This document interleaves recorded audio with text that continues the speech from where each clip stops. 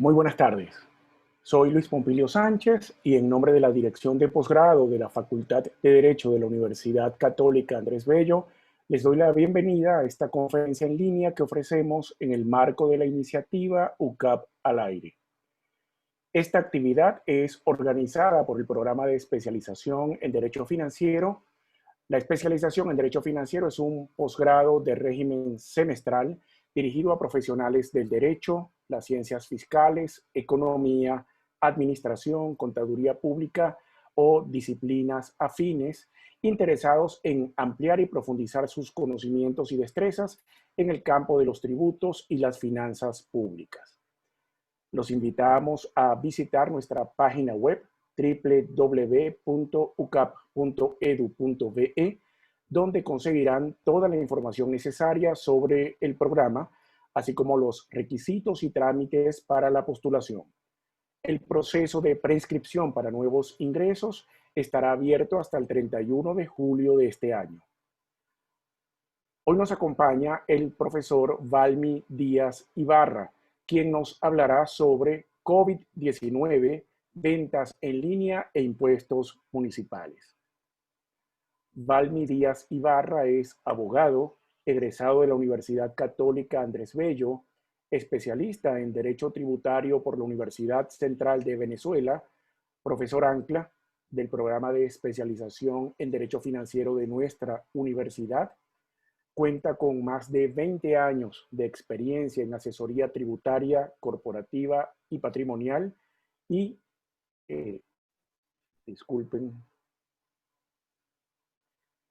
actualmente es socio de la firma Torres, Plas y Araujo. En nombre de la Facultad de Derecho y de su dirección de posgrado, agradecemos al profesor Valmy Díaz Ibarra por este valioso apoyo académico. Esta sesión tendrá una duración aproximada de 1 hora. En un primer espacio, el profesor Díaz nos presentará su análisis y posteriormente responderá a sus preguntas y comentarios. Para esta dinámica final, les pedimos, por favor, que formulen sus preguntas a través de la sección Preguntas y Respuestas de la aplicación. Esto nos permitirá atender sus interrogantes de manera más eficiente. Agradecemos la asistencia de todos ustedes y esperamos que la actividad les sea de provecho. Profesor Díaz. Hola, buenas tardes a todos. Bueno, ante todo, gracias a mi querida Universidad Católica Andrés Bello por la invitación, a ustedes por su presencia virtual. Espero que todos estén bien dentro de las circunstancias y con buena salud. Bueno, hoy vamos a analizar un aspecto que está detrás de algo muy común por estos días, como es el régimen de tributación municipal en las ventas que se pueden considerar en línea, o haciendo la salvedad de que en virtud del estado de regulación que tenemos hoy en día en Venezuela y del régimen que nos aplica, las consideraciones que se hagan pueden de alguna manera ser extrapoladas o aplicar a cualquier tipo de venta remota en general, a fines de tributación municipal y específicamente del impuesto sobre actividades económicas, antigua patente, industria y comercio. Es decir, vamos a revisar lo que ocurre cuando usted está en su casa, accede a un medio electrónico o una plataforma tecnológica, compra un bien y ese bien, ese algo, le es entregado en su casa. En este contexto queremos ver el rol que el impuesto municipal comentaba, el impuesto sobre actividades económicas, en esta actividad que termina con la cara visible de lo que hoy en día se ha convertido o ha ingresado en el vocabulario muy común del venezolano, como es el famoso delivery. Sin lugar a dudas, la economía digital dejó de ser el futuro para convertirse en el presente, tanto a nivel mundial y de cierta manera también es una realidad venezolana. Dentro de ese amplio concepto de economía digital, el comercio electrónico es una manifestación fundamental. Cuando usted revisa la literatura especializada, se va a dar cuenta que lo que nosotros originalmente consideramos que se limitaba, o el famoso comercio electrónico, hoy en día transmutó o evolucionó en un concepto mucho más amplio, denominado economía digital, en el que no solamente se incluyen las transacciones de bienes y servicios tradicionales, sino también el consumo de contenidos, la compra de materiales que no están ya en un soporte físico y una cantidad de soluciones tecnológicas que forman todos parte de ese gran concepto hoy en día denominado economía digital.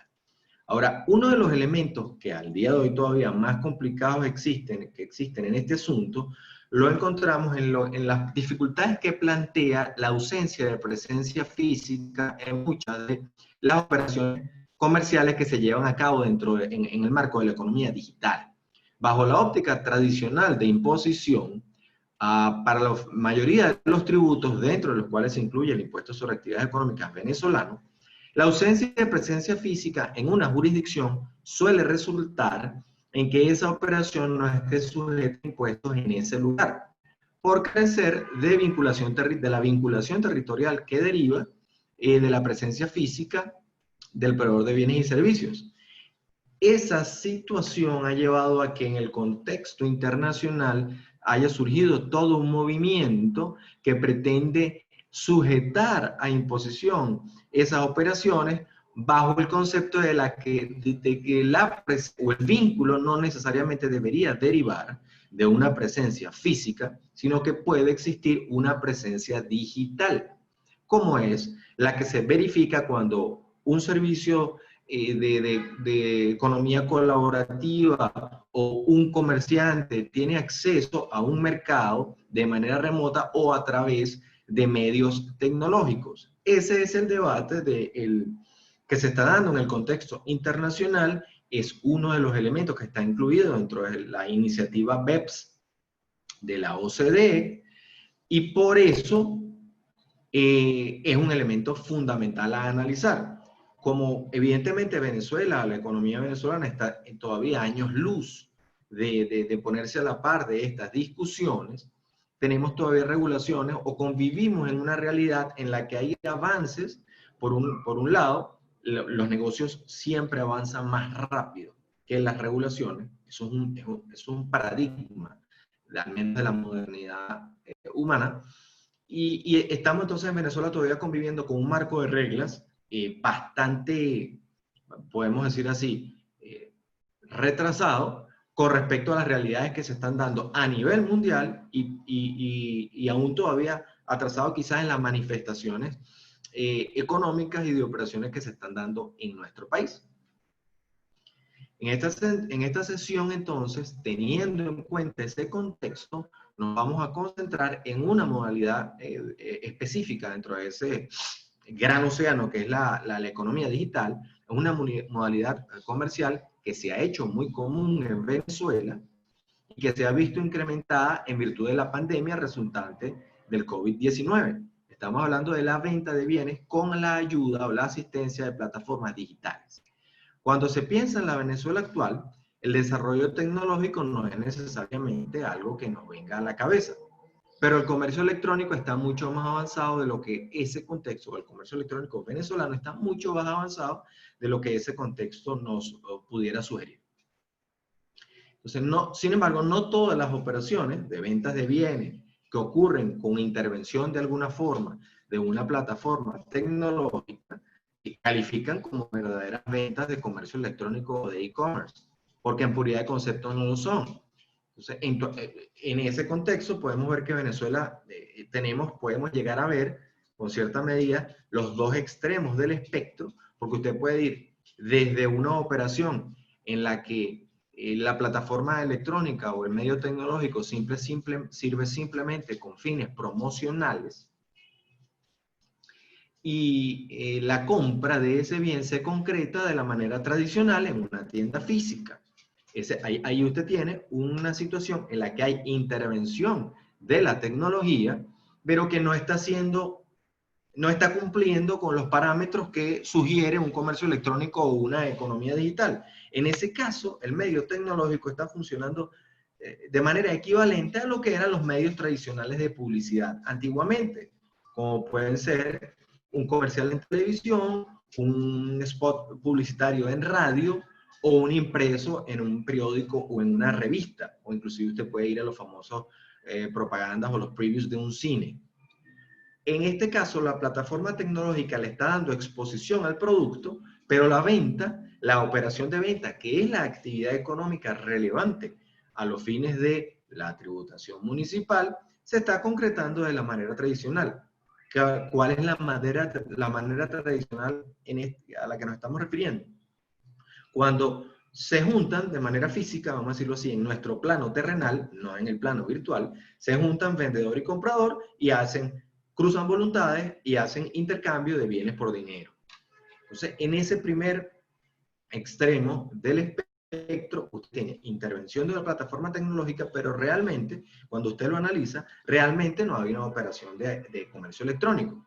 Y hay varias modalidades en Venezuela, perdón, se están presentando disculpen, varias modalidades hasta llevarnos a la que es verdaderamente una compra de comercio electrónico, que es ¿cuál? Aquella en la que toda la interacción entre el comerciante y el cliente se hace en el mundo digital.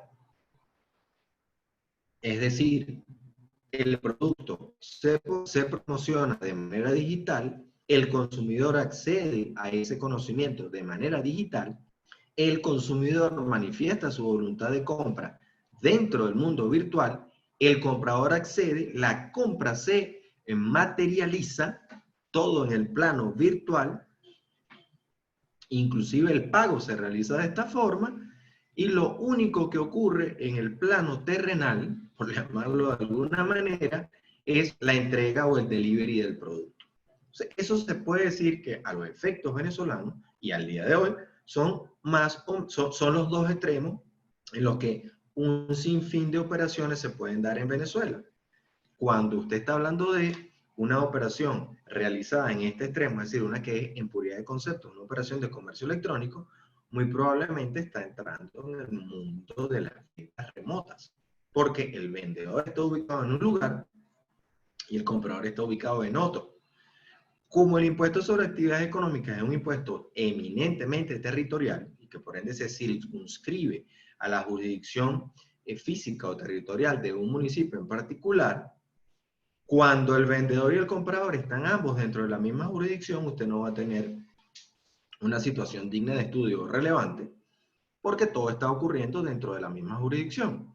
Estas situaciones se tornan interesantes o dignas de análisis cuando el comprador y el vendedor están ubicados en jurisdicciones distintas, porque usted tiene la típica situación aritmética en la que tiene dos variables y una incógnita. Usted puede decir, ¿cómo funciona esto? Si tengo dos jurisdicciones y tengo una operación, usted puede llegar básicamente a los siguientes resultados. O ambas jurisdicciones pueden grabar la operación, o ninguna jurisdicción puede grabar la operación, o solo una de ellas puede grabar la operación. Normalmente el resultado, técnicamente hablando, no estamos hablando de las pretensiones que puede tener un municipio, como puede ser, si usted lo ve desde las pretensiones de los actores, en los escenarios que describimos, que ambas jurisdicciones puedan grabar la operación es una pretensión que luce bastante consona con lo que serían los deseos o los apetitos de los municipios. Bueno, vamos a grabar los dos. Si usted lo ve desde la perspectiva del comerciante, probablemente quiera apuntar a una situación que resulte en que ninguna de las jurisdicciones le aplique el impuesto. Y la solución técnica normalmente es la intermedia. Sí hay gravamen, pero el gravamen debería estar asignado a una sola jurisdicción, no a ambas. Con esto, además, hay una solución, son soluciones que están ya planteadas en la normativa que regula este impuesto para evitar precisamente fenómenos de multiplicidad de imposición, que normalmente resultan en la economía, en una economía, no una economía esquizofrénica como la venezolana, pero en una economía normal como la que tuvo este país hasta no hace muchos años, simplemente resultaba en encarecimiento del precio de los bienes, porque los comerciantes tienden a trasladar económicamente los tributos a los compradores. Entonces, a efectos de esta sesión vamos a desechar el análisis de las primeras operaciones, aquellas en las que únicamente se promociona en una plataforma digital el producto y vamos a concentrarnos en lo que podemos llamar ventas remotas, de alguna manera asistidas, con mayor o menor incidencia con plataformas tecnológicas. Teniendo en cuenta que este ya era un fenómeno muy común en Venezuela, en la Venezuela pre-pandemia o pre-apocalíptica, si la quieren ver así, y es un fenómeno que sencillamente se ha intensificado en virtud de las restricciones de movilidad que derivan de las órdenes de confinamiento que han girado en el país, tanto las autoridades nacionales como las autoridades locales, los problemas de transporte público, otra situación evidente, y las fallas en el abastecimiento de combustible. De manera que no estamos analizando una realidad que resulte de la pandemia, pero que en definitiva es una realidad que se ha intensificado como consecuencia de estas situaciones y que se ha puesto entonces más en la palestra por esta triste y lamentable situación. Entonces, rápidamente entremos a revisar los fundamentos territoriales del impuesto sobre actividades económicas para ahí está. Ahí. Para luego entrar a engranar cómo opera esta situación dentro del marco de las operaciones a las que nos estamos refiriendo. El establecimiento permanente es una noción fundamental porque es el factor de conexión primordial a fines de impuestos sobre actividades económicas entre una actividad sujeta a este tributo y la potestad de gravamen de un municipio en particular. Es el primer elemento que genera conexión para que haya una asignación de la potestad de gravar una operación. ¿Ok? La noción de establecimiento, o vamos a decir, la característica eminentemente territorial de este impuesto, que tiene, como ya lo dijimos hace un ratico, su antecedente en el antiguo impuesto de patente, industria y comercio, ha sido reconocida desde hace muchísimo tiempo, al menos del año 1968, con la sentencia del caso Valebrón. Es un impuesto eminentemente territorial, es decir, tiene varios elementos, como lo comentamos siempre en las clases de imposición municipal del posgrado. En el caso del impuesto a actividades económicas, aunque es una situación que es extrapolable o que aplica en virtud de la teoría general del tributo a cualquier manifestación de imposición, en el caso del impuesto a actividades económicas es mucho más marcada la necesidad de que estén verificados todos los elementos que configuran el hecho generador de la obligación tributaria para que pueda existir el deber de contribución. Y en ese escenario, en ese contexto, el elemento territorial es fundamental. Usted puede tener una actividad económica que esté dentro del campo de las operaciones que están sujetas al impuesto, puede tener base imponible, usted puede tener todos el resto de los elementos, pero si esa operación no tiene una vinculación territorial con la jurisdicción de un municipio particular, esa no es una operación que va a estar sujeta a este impuesto. De la misma manera, a pesar de las pretensiones que pueda tener un municipio, solamente el vínculo que deriva de esta noción de impuesto a actividades económicas, de establecimiento permanente, es el que va a derivar en la asignación de potestad de gravamen. Este elemento fue desarrollado por la jurisprudencia y fue incorporado en el año 2005 como una norma auténtica de la Ley Orgánica del Poder Público Municipal, que básicamente en su artículo 216 describe la necesidad de existencia de esta vinculación en los términos siguientes. La actividad industrial y de comercialización de bienes se considerará gravable en un municipio, oigan el vocablo que utiliza, siempre que se ejerza mediante un establecimiento permanente o base fija ubicado en el territorio de ese municipio. Entonces, es un requisito sine qua non la existencia de establecimiento permanente a los fines de que exista gravamen municipal. Es pertinente hacer la salvedad que si usted, a pesar de que puede llegar a tener algunas similitudes y que de alguna manera para estudiar la institución del establecimiento permanente municipal pueda llegar a ser útil en un momento dado, echar mano de la configuración que tiene una institución que lleva el mismo nombre, establecimiento permanente, en materia de tributación internacional, no estamos hablando de la misma institución. Son parecidos, pero tienen características y tienen alcances radicalmente diferentes. Es bueno no confundirlos, aunque sabemos que allí podemos tener ciertos elementos de analogía, pero operan definitivamente bajo reglas distintas. ¿Okay? Adicionalmente a haber recogido la necesidad de que exista este vínculo, la Ley Orgánica del Poder Público Municipal, en el artículo 218, incluye una definición auténtica de establecimiento permanente que sigue las nociones doctrinarias que definen al EP como, básicamente como un lugar fijo de negocios en o desde el cual se desarrollan actividades industriales, comerciales o de servicio con fin de lucro y carácter habitual. Fíjense que en la definición de EP hay muchos de los elementos que configuran el hecho generador del impuesto a actividades económicas.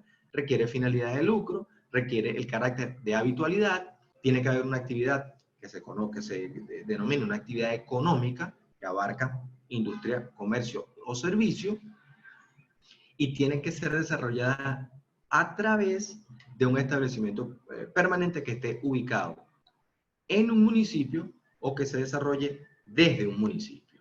Esas dos nociones, ese famoso en o desde, reténganlo por favor en su cabeza porque son dos nociones fundamentales a la hora de estudiar cómo engranamos impuestos a actividades económicas y ventas remotas a fines de determinar cuál es su régimen de tributación. Entonces, como se observa, la dogmática del impuesto a actividades económicas es claro que la única forma de vinculación territorial que se admite es la que deriva de un establecimiento permanente, al menos en lo que refiere a las ventas de bienes. Hay, en materia de servicios hay un test distinto y un sector de la doctrina identifica allí una situación en la que no se utiliza el vínculo que deriva de un establecimiento permanente. Yo tengo una posición que resulta un tanto contraria a esa situación, pero en materia de servicios tengan en cuenta que hay un test que en principio parece diferente y por ende cuando estamos hablando acá de establecimiento permanente estamos haciendo referencia única y exclusivamente a operaciones que involucren venta de bienes. No estamos hablando de servicios ni estamos hablando en principio de actividades industriales, aunque el industrial, evidentemente, la actividad industrial es una actividad que si bien arranca como la transformación de materias primas o la producción de bienes, necesariamente culmina en una actividad comercial, en una actividad de venta, porque en sana lógica nadie produce para tener sencillamente, para acumular inventario. Los industriales producen bienes para venderlos. O sea, normalmente la actividad industrial, salvo situaciones muy extraordinarias, la actividad industrial va a terminar en una venta. En situaciones como la actual, estamos viendo que hay muchos fabricantes a nivel mundial que por momentos están poniendo pausa a sus actividades económicas regulares, desarrollan actividades industriales, pero no están culminando en procesos de venta. Pero esto es sencillamente porque tenemos fabricantes de vehículos, fabricantes de alimentos que están prestando sus líneas de producción para producir otro tipo de bienes, respiradores, alcohol, desinfectantes, que no están culminando en ventas porque lo están donando, o lo están aportando para la lucha contra la emergencia sanitaria mundial, contra la pandemia que estamos viviendo. Pero eso es una situación precisamente como lo es una pandemia, es una situación extraordinaria, no es la situación común. Entonces, normalmente los industriales terminan también vendiendo. En todo caso, vamos a concentrarnos en operaciones de ventas de bienes. No estamos hablando en esta sesión de hoy de prestaciones de servicio, que también pueden ocurrir de manera remota y que tienen también una cantidad, y ojo, en los que además también puede estar involucrada la economía digital. Pero a los efectos de nuestra sesión del día de hoy, estamos excluyendo las operaciones que están asociadas a servicios. ¿Ok? Entonces, finalmente, todas estas normas se han ido concretando, o se han ido ajustando, adaptando, o han sido recibidas en las ordenanzas de los 330 y pico de municipios que tenemos en Venezuela. De acuerdo con nuestra experiencia, salvo en aquellos casos en los que aquellas ordenanzas que mantienen resabios de una cuestionable noción como es la del contribuyente transeúnte, Hoy en día la mayoría de las ordenanzas municipales están en línea con estas definiciones que hemos venido revisando someramente en materia de establecimiento permanente y en esa necesidad de vínculo territorial para gravamen, y de manera que van en línea o son cónsonas con los desarrollos tanto legales como jurisprudenciales e incluso doctrinarios sobre esta materia. Haciendo en este punto la única salvedad que pudiéramos hacer, que en aquellos casos en los que existe una ordenanza que tenga normas que sean contrarias a estas nociones que hemos venido desarrollando, esas normas estarían necesariamente viciadas de nulidad y no pudieran surtir efecto legal alguno. ¿Por qué? Porque la Ley Orgánica del Poder Público Municipal, dictada en 2005, cuya última versión es del año 2010, es una norma, es una ley armonizadora, en el sentido que lo plantea el numeral 13 del artículo 156 de la Constitución de 1999. Y esa manifestación se observa en la disposición derogatoria única de la Ley Orgánica del Poder Público Municipal, que declara nulas todas las disposiciones locales que contravengan lo establecido en esa ley. Al día de hoy, existe evidentemente toda la expectativa racional de que las normas hayan sido adaptadas. Cuando la ley se dicta en el año 2005, vivíamos un escenario en el que no había una norma nacional que pusiera parámetros armonizadores, y podían haber regulaciones disímiles en el amplio universo de municipios que tenemos. Entonces, hoy en día, esa es una situación inadmisible y de hecho, de pleno derecho, más bien, cualquier norma que contravenga las normas de la Ley Orgánica del Poder Público Municipal en una ordenanza sería nula en virtud de la disposición derogatoria referida, disposición derogatoria. Es necesario, cuando estamos hablando de comercio interterritorial o intermunicipal, que es, vamos a decirlo así, es el contexto en el que se presentan las ventas remotas con la asistencia de tecnología, que son el foco de nuestro análisis el día de hoy. A los fines de entrar en ese análisis, uno necesariamente debe partir del análisis de la cláusula comercial que está prevista en la Constitución de 1999 y que impone limitaciones a los estados y municipios a los fines de permitir que exista un flujo libre de bienes y servicios dentro del Estado, dentro de ese territorio nacional que la Constitución llama federación. ¿Okay? Es fundamental. No es una noción nueva, no llegó con la Constitución del 99, es una situación, la cláusula comercial de la Constitución viene incluso de constituciones de principios del siglo pasado, hasta donde yo en algún momento, una oportunidad que hice un trabajo, logré revisar, de manera que no es un invento, vamos a decirlo así, de la Constitución del 99. Lo tienen ahí en pantalla. Está redactada la cláusula venezolana en clave de limitaciones o de prohibiciones. De hecho, fíjense que ese artículo 183 arranca diciendo: los estados y municipios no podrán, y tiene allí usted una serie de cosas de las que nos interesan como manifestación de cláusula comercial. Tenemos: no pueden crear aduanas ni impuestos de importación o exportación, no pueden gravar bienes de consumo antes de que entren en circulación dentro de su territorio, ni pueden prohibir el consumo de bienes producidos fuera de su territorio, y aquí viene una parte importante, ni gravarlos en forma diferente a los que se producen en él.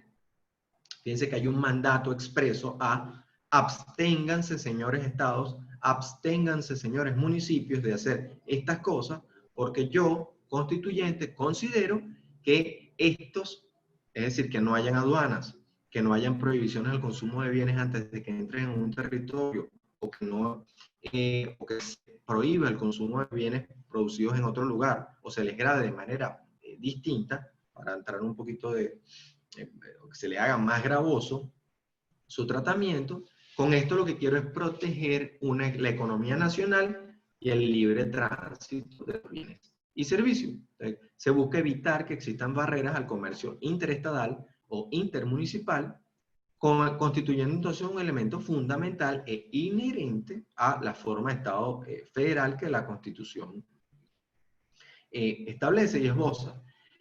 Tanto es tan importante la cláusula comercial que en las constituciones de principios del siglo XX la norma se encontraba en un título que se denominaba Bases de la Unión. Entonces, fíjense que es algo, no suele ser un elemento en el que se repare con frecuencia a la hora de estudiar temas de tributación, pero que es fundamental, tanto que nuestros precedentes constitucionales lo incluían dentro de un título llamado Bases de la Unión. Porque para usted tener una unión federal, si lo queremos ver así, es imprescindible que haya libertad en la circulación de bienes y servicios y que esa libertad no solamente sea física, en el sentido de que no existan aduanas, no existan barreras, sino que no existan tampoco barreras económicas, en el sentido de que no hayan gravámenes que distorsionen, en virtud del peso económico que imponen, distorsionen el apetito de los comerciantes de enviar y hacer circular por todo el territorio nacional sus bienes.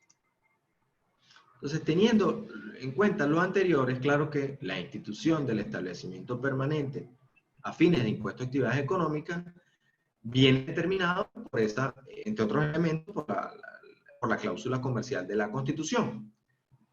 Con lo cual, en el desarrollo de esa noción de EP como factor de conexión territorial, se entendió que un EP debían vincularse las actividades que estuvieran desarrolladas en el municipio donde está ubicado ese establecimiento permanente, pero también las que se desarrollen desde ese municipio. ¿Por qué? Porque, de nuevo, estamos hablando de una situación en la que lo que se procura es una libre circulación de bienes y servicios en todo el estado de Venezuela, vamos a decirlo así, en todo el territorio nacional. Es evidente que en algún momento los bienes que están circulando van a tener como destino un municipio distinto de aquel en el cual está ubicado su productor o su vendedor. Y teniendo en cuenta entonces esos dos elementos, esos dos paradigmas, la institución del establecimiento permanente municipal se desarrolla teniendo en cuenta entonces que va a ser un factor de conexión para grabar las operaciones desarrolladas en un territorio, las operaciones desarrolladas desde un territorio. Partiendo siempre entonces de la premisa fundamental de que los bienes tienen que circular libremente por todo el territorio nacional. Dos sentencias que son fundamentales de estudiar a los fines de entender cómo opera esta situación y ya para entonces entrar a revisar cómo quedan nuestras ventas electrónicas, cómo quedan para ponerle nombre y apellido a esta situación. ¿Qué pasa cuando usted se mete y ve un producto en Instagram? ¿Qué pasa cuando usted desarrolla una actividad por Mercado Libre? ¿O qué ocurre cuando inclusive usted, porque también hoy en día es muy común, usted cierra una operación de compra-venta de un bien a través de una plataforma de mensajería de texto o de WhatsApp? Estamos hablando de ventas remotas. Pueden o no estar involucrados allí varios municipios. Ya vamos a entrar a revisar eso, pero es fundamental que tengamos en cuenta, para poder llegar a ese análisis, dos sentencias muy importantes, como son dictadas por la Sala Político-Administrativa del Tribunal Supremo de Justicia, en los casos de Quaker y Cosmédica. ¿Por qué son importantes estas dos decisiones? Y siempre son de análisis obligatorio en nuestras clases en el posgrado, porque hicieron un análisis bastante detallado de cuáles son los elementos que están involucrados y adicionalmente porque en el caso de Quaker y de Cosmédica teníamos operaciones en las que habían varios establecimientos involucrados. Porque por el momento usted puede pensar, bueno, yo soy un vendedor, tengo mi oficina aquí mismo tengo almacenado mi inventario y yo desde aquí hago todo. Gestiono las compras, gestiono las ventas, facturo, y contacto a los clientes y despacho desde aquí mismo. Ese es un escenario perfectamente posible y que es muy común. Pero también usted puede llegar a tener escenarios como el que se presentaba en el caso de Cosmédica, donde usted desarrolla su actividad a través de varios establecimientos.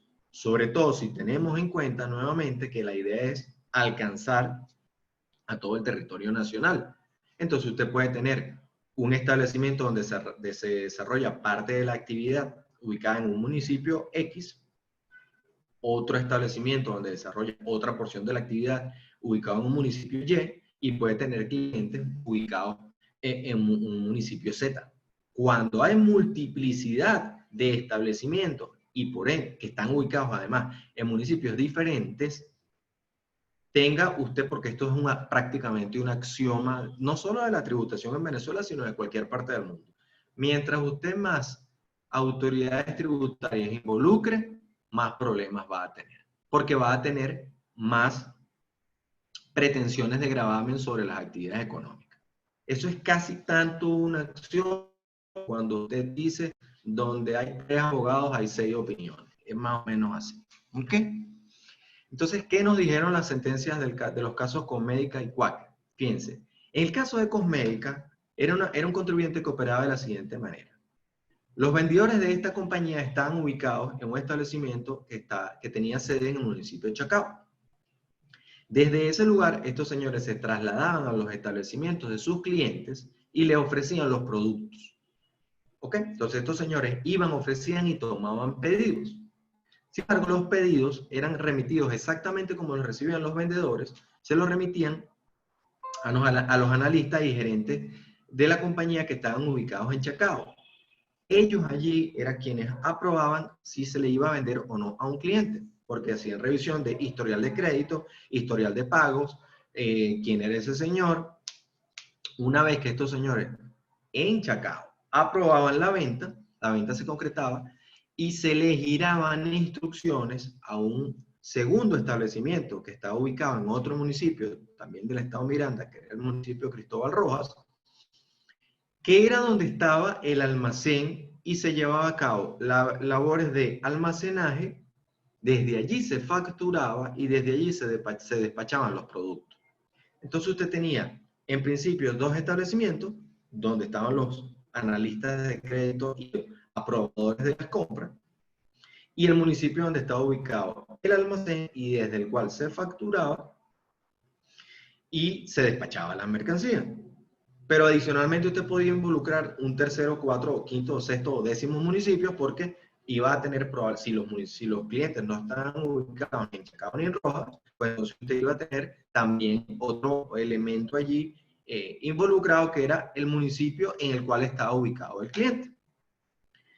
Ante las pretensiones de los funcionarios del municipio de Cristóbal Rojas, ellos decían, en las pretensiones del municipio donde estaba ubicado el almacén, a partir de las pretensiones fiscales y el reparo formulado por esos señores, fue que se dio este caso y se dio la decisión del Tribunal Supremo. ¿Qué decía no digo que sea descabellado, hasta cierto punto era razonable y hasta ese momento inclusive se podría decir que la gente de Rojas funcionó bajo los paradigmas de análisis, analizando los elementos que normalmente se revisaban a la hora de asignar potestad de gravamen en una actividad. Ellos decían, señores, en mi municipio yo veo que están ubicados los bienes que usted está vendiendo y desde mi municipio se están facturando. Entonces usted tiene aquí almacenaje, facturación y despacho. Yo creo que las ventas que realiza la compañía Cosmédica resultan gravables en el municipio de Cristóbal Rojas. Cosmédica decía que no. Cosmédica decía que ella no tenía que reportar porque lo que se estaba desarrollando en ese municipio eran actividades auxiliares. ¿Qué terminó decidiendo la sala político-administrativa? La decisión concluye que las ventas eran atribuibles al establecimiento que Cosmédica tenía en el municipio de Chacao, no en el municipio de Cristóbal Rojas. ¿Por qué razón? La sala nos dice, señores, en Chacao es donde se están perfeccionando las ventas. Allí es donde la gente de Cosmédica aprueba las órdenes de los pedidos que están efectuándose. Entonces, en consecuencia, yo creo, dice la sala político-administrativa, que como en la venta es una operación que se considera, es un negocio jurídico que se considera perfeccionado cuando, como en cualquier otro contrato, usted tiene todos los elementos perfeccionados, como son el sujeto, objeto y causa, todas las condiciones, pero para el caso de la venta es fundamental que haya cruce de voluntades. si uno extrae lo que está diciendo, extrae la sustancia de lo que está diciendo la sala político-administrativa en Cosmédica, básicamente es, yo creo que en Chacao es donde se está perfeccionando la venta, porque allí es donde Cosmédica da su consentimiento. El consentimiento de los compradores, de los clientes, está dado desde el mismo momento en que ponen la orden de compra. Dicen, yo quiero comprar esto. O sea, él ya está dando consentimiento en cuanto a cantidad, objeto, causa, precio y todo el resto de las condiciones. Falta que se cruce la voluntad de Cosmédica. Para la sala, eso ocurría en Chacao. En consecuencia, en el caso Cosmédica, lo que la sala nos está diciendo es que las ventas que desarrollara esa compañía bajo ese modelo de negocio y, por supuesto, ese set de hechos, entonces íbamos a estar viendo ventas que se realizaban todas desde el municipio de Chacao. No eran ventas desarrolladas en o desde el municipio de Cristóbal Rojas, sino desde el municipio de Chacao. ¿Cómo juegan el en y el desde? Bueno, evidentemente, si en el caso de Cosmédica usted tenía clientes dentro del mismo municipio de Chacao, eran ventas a las que usted le va a asignar el vocablo en. Bueno, son ventas llevadas a cabo en el municipio de Chacao, porque tanto el cliente como el vendedor están en el mismo municipio. Para el resto de las operaciones, estamos hablando de ventas remotas. Son ventas que son efectuadas desde el municipio de Chacao hacia otras jurisdicciones municipales. ¿Ok? El caso de Quaker fue similar. El criterio de Quaker repite la doctrina judicial pacífica y reiterada sobre el punto y ratifica, esto es muy importante, que en el caso de ventas remotas, la actividad se considera vinculada a los fines de gravamen, por supuesto, municipal, con el establecimiento desde el cual la venta es efectuada, a cuyos efectos debe verificarse siempre dónde se desarrollan los pasos esenciales de la operación. Como yo les decía, si volvemos a nuestro espectro original de hace un ratico, si usted observa la promoción de un bien en un medio tecnológico, pero termina acudiendo en forma física a comprarlo en la tienda del comerciante, usted básicamente tiene una operación de venta desarrollada en ese lugar. Porque, número uno, usted se trasladó a la tienda. En consecuencia, no son los bienes que se están trasladando. Si usted tiene una operación bajo esta perspectiva en el que la intervención tecnológica implica una venta remota, usted puede estar llevando acá, usted puede estar en presencia de una venta desarrollada desde un municipio. ¿Qué es lo que ocurre? ¿Cuáles son las modalidades? Fíjense que lo tenemos allí en la lámina. Y hasta este punto, yo les decía en un principio, todo lo que estamos hablando ahorita es válido tanto para operaciones vamos a decirlo así, bajo modalidades antiguas, ventas remotas bajo modalidades antiguas o ventas remotas hoy en día asistidas por tecnología. Porque la venta remota no es un invento de la tecnología nueva. Las ventas remotas antiguas se concretaban por otros medios, pero existían desde el mismo momento en el que usted tenía catálogos, revistas o inclusive era contactado por teléfono por un vendedor que estaba ubicado en otro lugar. Esos son todas modalidades de ventas remotas, porque el vendedor y el comprador están ubicados en lugares diferentes.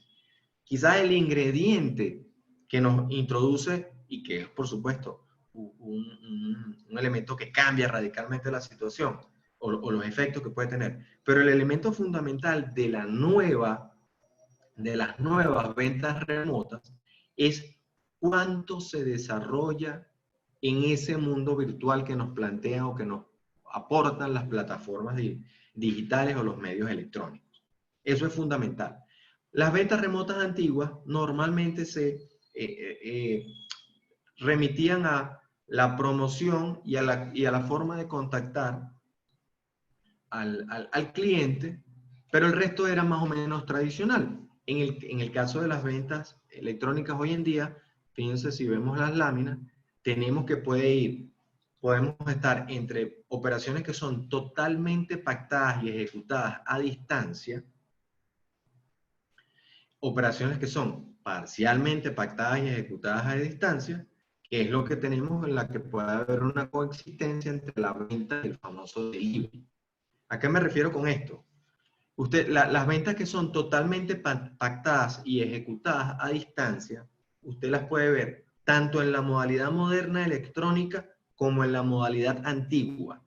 Si usted está en Maracaibo y usted tiene un cliente en Maracaibo y usted lo contacta por teléfono desde el estado Lara, desde el municipio de Ibarren, en Barquisimeto, lo contacta por teléfono, le dice, estoy vendiendo tal cosa, el señor le dice, si me interesa, ¿cuál es el precio es tal, él va, o vamos a decirlo si podemos ir de forma antigua, él va a su agencia bancaria, deposita el dinero, o le remite a usted por correo, imagínense esto, para muchos de ustedes esto va a sonar rarísimo, ponen el correo en Hipostel un cheque, el cheque le llega a usted, y una vez que usted logra cobrarlo o logra depositarlo, hace el despacho. Fíjense que eso es una venta remota, totalmente pactada y ejecutada a distancia, puesto que no hubo en momento alguno, no compartieron espacio físico el comprador y el vendedor en ningún momento, pero ahí estamos hablando de todas modalidades antiguas. Fíjense que estamos hablando de cosas que inclusive para muchos de ustedes que están oyendo esta charla les va a sonar rarísimo. Número uno, un cheque. ¿Quién usa eso ya? Eso quedó, pasó de moda. El correo en Venezuela, el correo físico, ya de cuando el país funcionaba, el correo Hipostel no funcionaba. Imagínense lo que puede ser eso hoy en día.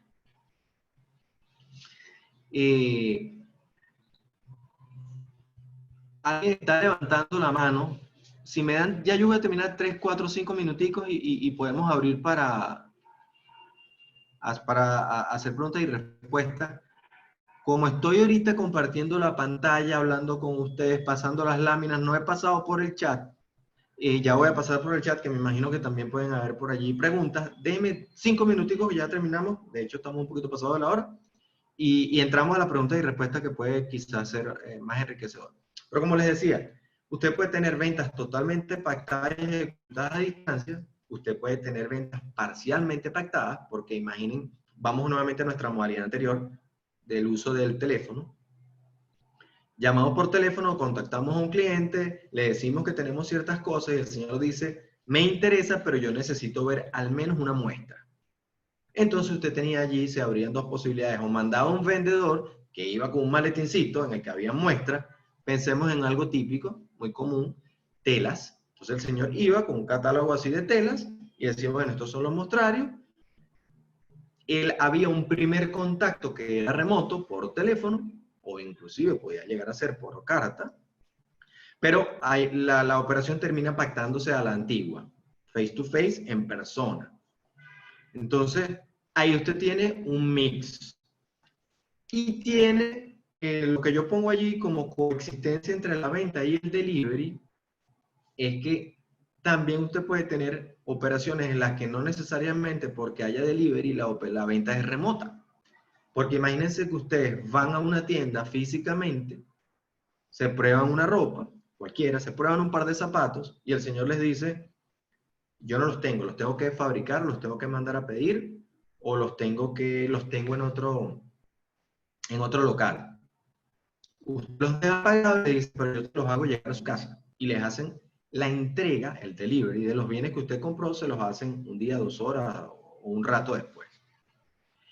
En ese caso, el que los bienes se hayan trasladado de un lugar a otro no lo hace una venta a distancia o una venta remota, porque la operación se concretó en el mismo espacio físico.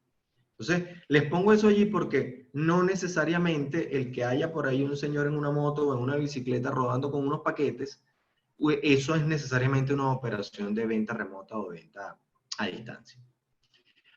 Ahora, todo esto que estamos viendo aquí, totalmente pactadas o parcialmente pactadas y ejecutadas a distancia, yo les di el ejemplo rudimentario del teléfono, el correo y el cheque, pero si usted le transmuta todos esos elementos y dice que nunca conversó con alguien por teléfono, porque usted simplemente ingresó a una página web, vio un bien, lo puso en su carrito virtual y luego procedió a lo que dicen el checkout de la operación, pagó con un medio electrónico, que puede ser una transferencia de fondos o puede ser una tarjeta de crédito, ahí usted está en una operación que también es remota, pero lo que cambió fueron los medios utilizados para concretarla. ¿Cuáles pueden llegar a ser las diferencias? En cuanto al gravamen a fines de actividades económicas, no existen mayores diferencias, porque nuestros elementos de análisis son los que ya venimos conversando. Es básicamente lo que nos dijo Cosmédica. Te tiene que analizar, ubicar en esa venta cuál es el establecimiento permanente desde el cual se llevó a cabo esa operación, dónde está ubicado ese establecimiento permanente, ese es el municipio al que le vamos a asignar el gravamen de la operación. El análisis sigue siendo básicamente el mismo, a pesar de que usted pueda introducir elementos modernos de tecnología para que se completen esas operaciones. Y ese es el gran, vamos a decirlo así, esa es la gran conclusión de esta charla. Venezuela todavía está funcionando, a pesar de que tiene ciertos encuentros con la tecnología para este tipo de operaciones, y de nuevo, como les dije en un principio, que el fenómeno pandemia ha puesto más de manifiesto las ventas remotas, porque entre otras cosas lo que se procura es que no haya contacto entre las personas para evitar el contagio. Entonces, usted tiene ese set de facts, ese set de situaciones, pero que se está rigiendo por las mismas reglas a fines impositivos que se regían las antiguas ventas por catálogo, por teléfono y con vendedores remotos. ¿Ok? Vamos a terminar para entrar en la fase de preguntas. Como yo les decía, tenemos esto que puede llegar a ser un caso práctico muy común, de hecho mucho más común quizás de lo que nos podemos imaginar hoy en día en Venezuela. En el municipio A tenemos a un contribuyente que tiene tanto el almacén como sus oficinas. Ese señor desde el municipio A, las ventas de los productos de este señor son total y absolutamente 100% concretadas en línea. Es decir, el método de venta remota que se utiliza es el virtual, el tecnológico, el moderno. Los servidores que alojan, que dan alojamiento a toda esa información, están ubicados en un segundo municipio, que es el municipio C. Y en nuestro caso tenemos un cliente que desde su dispositivo móvil accede a la plataforma tecnológica del comerciante y compra un bien. Lo único físico que ocurre acá, si lo queremos ver de esta perspectiva, es el envío de ese paquete que se hace por un correo privado vía courier o por el correo, el servicio postal de Hipostel, si alguien todavía se atreve a utilizarlo. Fíjense que antes de entrar a revisar cómo pudiera quedar a fines de impuestos municipales esta situación, si usted cambia en la lámina que está viendo la frase que dice municipio A, municipio C y municipio C, y lo convierte en países, y le pone al municipio A los Estados Unidos de América, el municipio C Suiza, y el municipio B lo convierte en Venezuela, y en la cajita que tenemos ahí es uno de nuestros famosos courier puerta a puerta. Esta es una modalidad que se presenta no solo a nivel local, sino a nivel mundial. Y todos hemos pasado por allí, o muchos de nosotros hemos pasado por allí, que nos metemos en la página de cualquiera de estos comerciantes grandes de los Estados Unidos, Amazon, Walmart, Target, el que ustedes les provoque, Zappos, aquellos que compran bastantes zapatos. Y fue así, usted accedió a través de su dispositivo, la información está alojada en la nube, en línea, en la red, como usted lo quiera ver, y este señor tiene sus oficinas y sus almacenes en otro lugar. Si volvemos a nuestra realidad municipal, ¿cómo quedaría esta operación aplicando las normas que están en la Ley Orgánica del Poder Público Municipal? Las nociones doctrinarias y el desarrollo jurisprudencial, el establecimiento permanente y la vinculación territorial, y los criterios que vimos someramente de los casos Cosmédica y Quaker, viene una pregunta muy interesante, y es, ¿dónde se considera concretada esa venta? Usted puede decir, puede esbozar ideas que van en el siguiente rango. Yo creo que la venta se considera concretada en el municipio B, puesto que allí es donde el comprador da su consentimiento. Puede ir al otro extremo y decir, no, yo considero que es en el municipio A, porque el municipio A es donde este señor aprueba o no la compra que desarrolló, la compra que está haciendo esta persona en el municipio B, y por ende, si le aplico el caso de Conmédica, yo creo que debería atribuirle esa venta al municipio A. Pero usted tiene aquí en este ejemplo un factor adicional, y es que la información está siendo alojada en un tercer municipio, que es el C, que es donde están los servidores, que es de alguna manera donde usted pudiera decir que es donde se están cruzando las voluntades, porque la voluntad de A está en A, la voluntad de B está en B, y realmente el lugar donde se encuentran es ese ciberespacio que tiene una concreción territorial en el municipio C, que es donde están físicamente alojados los servidores. Una situación con estas características o con estas complejidades, usted puede llegar básicamente a dos conclusiones. O no tiene solución, porque es muy difícil establecer dónde se está desarrollando esto, sobre todo si tiene en cuenta que nuestra situación del municipio puede ser transitoria, porque ese señor que está accediendo a su dispositivo móvil puede estar de paso por el municipio B, pero él no vive ni trabaja ni hace vida en ese lugar. Pero resulta, imagínense ustedes que él está en una carretera y justo cuando está en el territorio del municipio B, accede a su aparato móvil y hace la compra allí, pero él simplemente iba de tránsito. Ante estas situaciones que no están del todo resueltas, porque son mucho más complejas de lo que nuestras normas prevén, yo sería partidario de, aplicando las normas que tenemos, decir, a pesar de que existe un medio telemático incluido, todo apunta a que dentro de nuestra rudimentaria regulación, estas operaciones deberían ser consideradas como ventas efectuadas desde el municipio A, porque es donde se acumulan más elementos de los que son relevantes dentro de esta operación. ¿Cuáles son esos elementos? La existencia del almacén y la existencia de todo el proceso de facturación, despacho e inclusive de operatividad. ¿Por qué? Porque quizás fue un fact que no les comenté, pero el alojamiento de la información en el municipio C es simplemente porque allí están ubicados los servidores. Pero toda la data y toda la información es manejada por los operadores, a los fines de nuestro caso práctico, es manejada por los empleados de la compañía que están todos trabajando físicamente en el municipio A.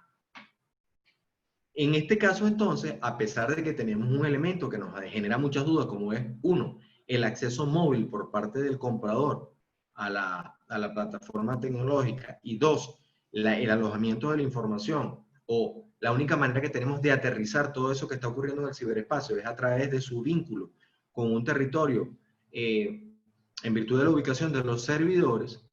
En un caso como este, yo sería partidario de resolverlo conforme a nuestra realidad normativa actual, decantándome por asignarle el gravamen de esa operación al municipio A, considerando que es desde ese establecimiento permanente que tiene este señor ubicado en esa jurisdicción, desde donde él está efectuando estas ventas remotas. Esta es una situación que se puede complicar muchísimo más. Imagínense ustedes en los tiempos actuales de pandemia, usted tiene una parte de los vamos a decirlo así, prepandemia, en este caso práctico, estos señores estaban todos los empleados de esta compañía estaban concentrados físicamente en la sede que está en el municipio A. Ocurre la desgracia sanitaria de la pandemia COVID-19 y una buena parte de los trabajadores que están allí empiezan a trabajar todos desde sus casas. Si esto le ponemos, lo hacemos un poquito criollo, imagínense ustedes que ese municipio A sea el municipio Baruta del estado Miranda, pero muchos de esos trabajadores, si usted tiene ahí gente que puede vivir en La Guaira, que puede vivir en los Altos Mirandinos, que puede vivir en los valles del Puy, imagínense ustedes que toda esa gente se regó por todos estos lugares y cada quien está desarrollando su trabajo remotamente desde cada uno de esos lugares. Eso cambiaría la situación. Si usted lo analiza, como vamos a decirlo así, de manera futurista, evidentemente que ese puede llegar a ser un elemento que cambie, porque inclusive si usted le aplicara el criterio cosmética a esa situación, usted dice, bueno, es que ya pareciera que la venta no se está concretando ni siquiera en el municipio A, sino que se puede estar concretando en otro lugar desde el cual este señor está trabajando o teletrabajando, está trabajando remotamente. Ante esas complicaciones, repito, creo que la solución salomónica, visto que nuestras normas no llegan a dar, están evidentemente rezagadas ante una situación como esta, creo que aplicando las normas que tenemos, lo más razonable sería considerar que son ventas todas de esas efectuadas de manera remota desde el municipio A, porque es en el cual se acumulan la mayor cantidad de elementos.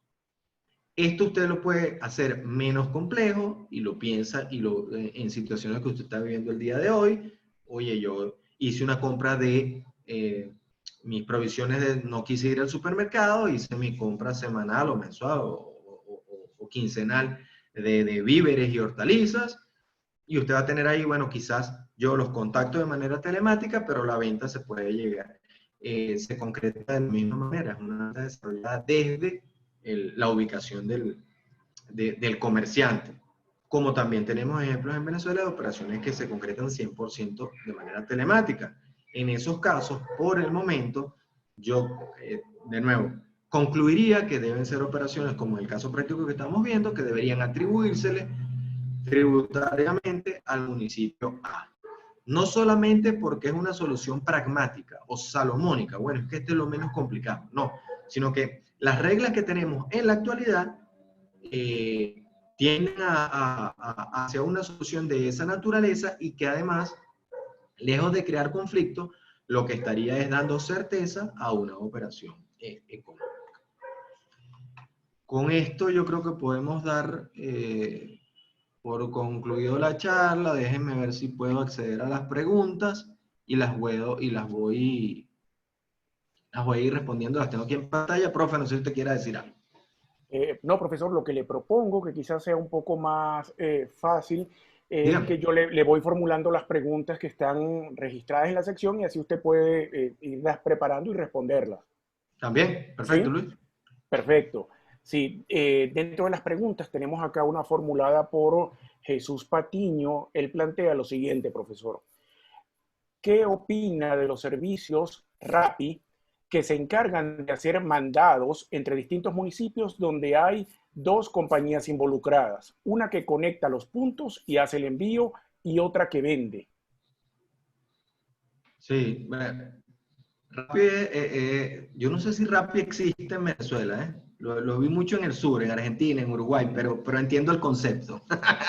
Y de hecho hay muchos de nuestros muchachos compatriotas que están trabajando en esas compañías. Fíjense, ahí lo que ocurre es que se empiezan a coexistir distintos tipos de operaciones. Si nosotros analizamos exclusivamente el negocio de Rappi, o llámelo Globo, o llámelo Pedidos Ya, o póngale el nombre que usted quiera, realmente ellos se encargan de prestar servicios. ¿Qué es lo que ocurre? Cuando usted está en uno de estos países, que no hay que irse muy lejos, no hay que irse ni a Escandinavia ni a los Estados Unidos, lo tenemos en Colombia, en Perú, en Brasil, en Argentina, los tenemos cerca, pues los vecinos que todos avanzaron y nosotros lamentablemente no. Y de alguna manera, aunque quizás no está institucionalizado, lo tenemos aquí en Venezuela. Usted tiene por un lado el vendedor del bien y tiene por otro lado el prestador auxiliar del servicio, que es lo que en criollo estamos cada vez más escuchando que la gente llama. Es que ya viene por ahí el delivery. Cuando uno piensa en el delivery, pues, suele pensar en el pedido, pero realmente hoy en día cuando la gente habla del delivery se está refiriendo a esa persona que se desplaza en moto o en bicicleta entregando las cosas. No es el repartidor, es el delivery. Entonces, ¿qué pasa? El delivery, ese es un servicio meramente. Y de hecho, creo que Jesús lo ponía ahí como gente que hace mandados, es decir, que hacen gestiones. Eso es servicio.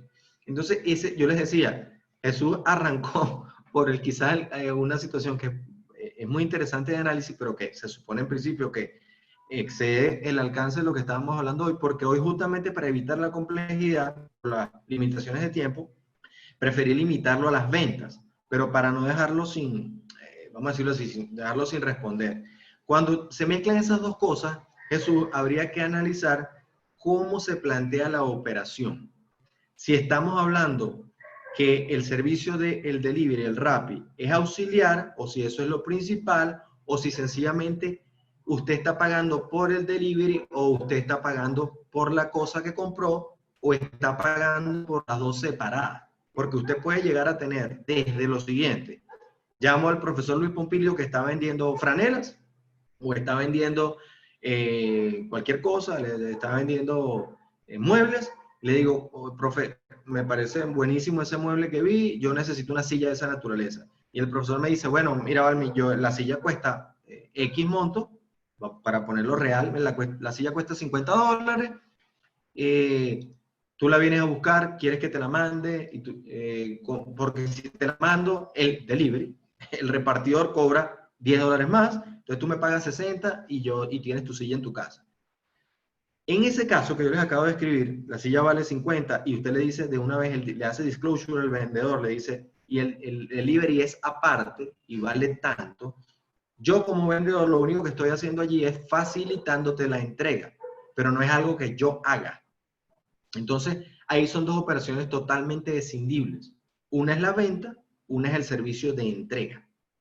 También pudiera darse el caso en el que yo le digo a mi vendedor, no te preocupes, yo lo mando a buscar y yo contrato al Rappi directamente. Entonces, desde la perspectiva de la actividad, el señor del reparto lo que está llevando a cabo o lo que él está desarrollando es un servicio. Y entonces sus operaciones se van a regir por un test diferente, que era el que yo les decía en principio, las operaciones, la ley orgánica del poder público municipal básicamente nos dice que en el caso de servicios, yo lo que voy a aplicar un test de duración o de permanencia en el tiempo de esos servicios en cuanto a su vinculación con un municipio. Si la operación se desarrolla por más de 3 meses, esa operación se considera vinculada con la jurisdicción territorial donde se desarrolla, y si no, habría que revertir al análisis de dónde está ubicado el establecimiento permanente de ese prestador de servicio. Entonces las reglas son distintas. Si en cambio el vendedor me ofrece todo con esto te cuesta, en el ejemplo que estábamos poniendo, la silla te cuesta $60 puesta en tu casa, yo lo único que estoy haciendo es una compra. La operación de servicio ya deja de ser una operación vinculada conmigo como comprador y es un negocio jurídico entre mi vendedor y la persona que él está subcontratando de alguna manera para que lo ayude a concretar su operación.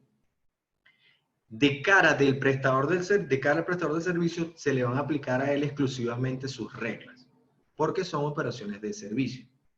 Entonces, la naturaleza específica de cada operación es la que nos va a decir cuál es el set de reglas que hay que aplicarle, porque hay operaciones, en ese caso, usted puede ver operaciones en las que la mayoría de las prestaciones son de dar, como es el caso de una venta, y tiene prestaciones accesorias de hacer, como es el caso del servicio del envío, o puede tener el análisis de, si usted las divide, usted dice, bueno, yo tengo una prestación que es exclusivamente de dar, que es la compra del bien, y por otro lado tengo una prestación exclusivamente de hacer, que es el reparto. En ese caso hay que tratarlas distintas. Pero la conclusión fundamental es el caso de los servicios se rige por un set de reglas un poco distinto, en la opinión de muchos de una porción de la doctrina. Para yo aclararles, en mi opinión, el test de los 3 meses no sustituye al test del establecimiento permanente, sino que simplemente lo que nos dice es que, esa es mi opinión muy personal, que cuando existe esa situación de 3 meses o verificada la situación de los 3 meses de duración de una actividad de servicios, en mi opinión lo que ocurre es que la ley nos está diciendo, en ese momento yo considero que usted tiene establecimiento permanente en ese municipio derivado de esos servicios y por ende las reglas no deberían ser distintas. Pero una lectura de las normas de la ley orgánica del poder público municipal ha llevado a un sector de la doctrina a decir, en ese caso no es EP lo que priva, sino simplemente una duración, y que el EP solamente entra en juego cuando no se superan los 3 meses o cuando el lugar de prestación es difícil de establecer. Bien. Un espectador que no se identifica hace un comentario. Dice, el asunto es la evasión a través de la facturación. No sé si quiere comentar algo sobre esta Lo que pasa es que, afirmación, profe. a ver, En primer lugar, bueno, yo como suelo, en la medida en que me van saliendo más canas, me pongo un poco más cauteloso. Y no me gusta utilizar ligeramente la palabra evasión, porque es algo delicado. Lo que ocurre es que sí entiendo que en Venezuela, es decir, tampoco me chupo el dedo, hay gente que abusa, sin lugar a dudas, hay gente que esconde información, sin lugar a dudas. En esos casos, efectivamente, hay evasión. Ahora, cuando usted me dice, el problema está en la evasión a través de la facturación. Oye, salvo que lo que yo esté facturando sea mentira, suele ser sería un elemento bastante extraño de evasión que yo evada vía facturación. ¿A qué me quiero referir con esto? Si yo lo que estoy planteando en mis facturas es verdad, y quizás a lo que el espectador se refiere es a, bueno, es que yo estoy defraudando de alguna manera a un municipio porque decido facturar desde otro lugar, pensando, por ejemplo, que yo llevo a cabo mis operaciones en un lugar A, pero como en el lugar B la alícuota es más baja, yo simplemente facturo desde el municipio B para pagar un impuesto de actividades económicas más bajo. Bueno, ese es justamente el caso que se planteó en Cosmédica. Y fíjense cómo lo decidió la sala político-administrativa. El lugar de facturación, que había sido uno de los paradigmas fundamentales escritos en piedra del impuesto de actividades económicas durante toda la vida, es que de hecho usted lo observaba cada vez que llegaban unos fiscales de una autoridad municipal cualquiera, lo primero que preguntaban era ¿dónde se factura? ¿Desde dónde se factura? ¿Se factura desde aquí? Perfecto. Ese fue un elemento que la sala político-administrativa ese fue un paradigma que nos cambió y nos dijo, no que dejó de ser un elemento fundamental, sino que hay que analizarlo en el contexto de todo lo demás que ocurre en una operación de venta. Si es un caso como el que quizás está aquí tratando de adivinar, como el que pudiera estar planteando la persona que hizo el comentario, nos dice, señores, yo estoy defraudando porque yo estoy moviendo mi lugar de facturación en función de dónde me es más barato. Yo le respondería dos cosas. Depende si usted lo que está haciendo es economía de opción, si eso tiene sustancia o no. Porque si yo de verdad, el único objetivo que yo estoy persiguiendo es reducir mi carga económica a través de un movimiento artificial de la facturación, sí me inclino a que yo estoy más hacia el lado de algo que parece fraudulento. Si yo muevo legítimamente mi actividad de facturación, porque me dan beneficios fiscales, porque tengo mejor conectividad a Internet, por ejemplo, que puede ser un elemento clave para decir, mira, a mí me sale mejor poner un hub de facturación en la punta del cerro X, porque ahí hay una recepción de Internet excelente y ahí nunca se nos va a interrumpir el proceso de facturación. Mira, yo lo estoy moviendo, pero yo no lo estoy haciendo, o decir, mi motivación no es necesariamente fraudulenta. Entonces, para concluir, en todo caso, siguiendo lo que nos dijo Cosmédica, el lugar de facturación sigue siendo un elemento importante, fundamental, pero no es el único y dependiendo de las circunstancias de la operación en concreto, puede incluso no llegar a ser el determinante. Pueden haber otros elementos determinantes para asignarle gravamen municipal a una operación. Sí. Tenemos una pregunta que formula de nuevo Jesús Patiño. Él plantea lo siguiente. ¿Considera que la norma sobre telefonía móvil de la Ley Orgánica del Poder Público Municipal podría llegar a ser aplicada por algún municipio? Las normas de telefonía móvil. Sí, luego, más abajo, el mismo Jesús Patiño cita un artículo, dice el 221, cardinal 4 de la Ley Orgánica del Poder Público Municipal. Me imagino que es el que asigna, claro, no, ojo, no es que, no suelo aprenderme las normas de memoria, pero me imagino que está hablando de la norma que dice que en el caso de telefonía en móvil, el lugar ¿qué es lo que ocurre? Ese comentario es interesante, es súper útil. Fíjense, hay operaciones y volvemos a lo mismo. La telefonía móvil es también un servicio, no estamos hablando de venta. ¿Okay? Cuando estamos hablando, por supuesto, vamos a decirlo así, en la provisión de la conectividad, del acceso a data, del acceso a voz. No me estoy refiriendo a la venta de los equipos. La venta del aparatico sí es una venta, ¿no? Claro, las operadoras, cuando éramos todavía un país medianamente serio, se conjugaban ambas. Pues usted podía ir a una operadora, cualquiera de las que estaban en el mercado, y decía, mira, yo me quiero suscribir para recibir tus servicios, y habían planes en los que le incluían, bueno, haz una suscripción con nosotros y adicionalmente, ¿cómo existe cualquier parte del mundo? Y te damos el aparato. Eso desde siempre evidenció que el negocio importante para las operadoras no estaba en la venta de los aparatos, no estaba en el hardware, estaba en la prestación de los servicios, en la conectividad, en cobrarle a usted el tiempo que usted estuviera con una llamada al aire. Y hoy en día, inclusive eso transmutó, casi nadie llama por teléfono. Las llamadas que se hacen por teléfono realmente son datos que van, lo que se llama Voice over IP, es decir, usted está llamando por WhatsApp, por FaceTime, por Zoom, es decir, te puede estar llamando desde su móvil y está teniendo una conversación, pero realmente no es una llamada telefónica. En todo caso, las prestadoras de servicios móviles son eso, prestadoras de servicio. ¿Dónde se considera prestado el servicio de telefonía móvil? Imagínense ustedes, yo suscribo en algún lugar, pero yo estoy utilizando este aparatico en muchas partes, o cuando nos podíamos mover prepandemia. Pero imagínense que yo sea alguien, tengo mi oficina en Valencia, vivo en Maracay y tengo amigos en La Victoria. Y me la paso en ese eje. ¿Dónde realmente me están prestando el servicio cuando yo inicio una llamada estando en La Victoria y la concluyo estando en Valencia? Es muy difícil. Se planteaban situaciones como, bueno, donde esté la repetidora o las famosas células. Y se decía, bueno, pero es que si yo me estoy moviendo, yo puedo estar transitando por distintas jurisdicciones. ¿A cuál le vamos a dar? Le vamos a dar un pedacito de gravamen de esa llamada a cada uno de los municipios por los cuales yo la información o la voz, en ese caso, o la data transitó. Como eran situaciones de difícil aterrizaje territorial, la Ley Orgánica del Poder Público Municipal estableció algunos supuestos en los que nos dijo, señores, en estos casos de servicios, el lugar de prestación va a ser este, lo fijó. Ahí no hay análisis sobre ubicación, sobre en o desde, sobre establecimiento permanente. Nos dijo, no, la operación, es decir, es un análisis posterior. En el caso de la norma de los móviles, nos dice el servicio, la actividad económica de prestación de telefonía, de servicios de telefonía móvil, va a ser grabable para ponerle sus nombres, Digitel, Movistar o Movilnet. Esa operación particular, de ese contrato en particular, lo vamos a hacer en el domicilio de quien contrató el servicio.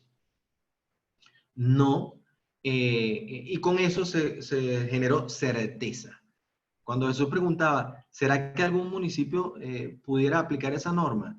La respuesta, si estamos hablando de esa norma, no sería pudiera, es que está obligado a hacerlo, porque ese es un parámetro de vinculación territorial que impone la ley.